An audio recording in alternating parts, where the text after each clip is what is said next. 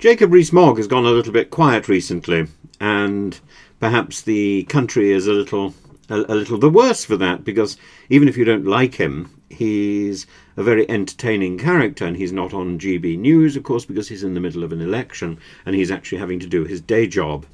And because of the Boundary Commission, because of the changes, his North East Somerset seat has now been replaced by the constituency of Handon due to these boundary changes. And there are two things there. Number one, he set out a piece to his local constituency, to the Somerset County Gazette, and said that being a member of Parliament is a leasehold, not a freehold. You earn people's votes at every election. You mustn't take it for granted.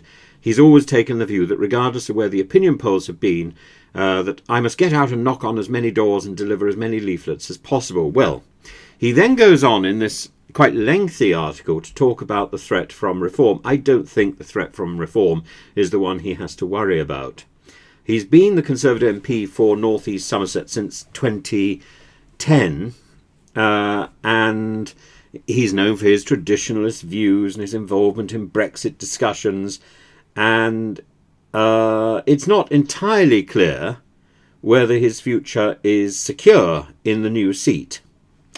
And part of that problem is because the person he's now facing is the West of England Metro Mayor, Dan Norris, who had held a part of that constituency, the new constituency seat, until 2017. And so therefore he has a vested interest in it, and he's a local boy. And so he'd held the seat of Wansdyke from 1997 until 2010, when the seat was abolished and the North East Somerset constituency was created, and Jacob Rees-Mogg got it. And so he's in the area anyway, and I think that he is seriously looking at the possibility of grabbing his seat back from Rees-Mogg. And the new constituency has been formed due to the latest boundary review, which of course is designed to balance the population across constituencies more evenly. But the constituency now merges with differing political leanings, potentially making it a much more competitive seat for Jacob Rees-Mogg.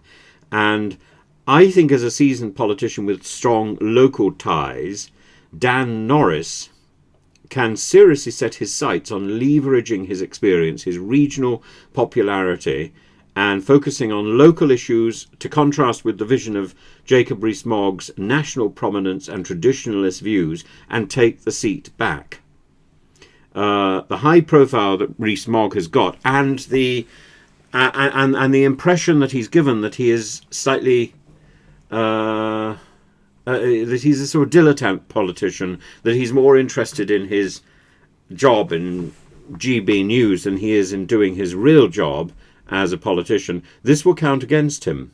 So there will be a campaign about local versus national focus, and Rees-Mogg will emerge the poorer because of that. So he can talk up the threat from reform. The threat is going to be from the much more traditional Labour candidate.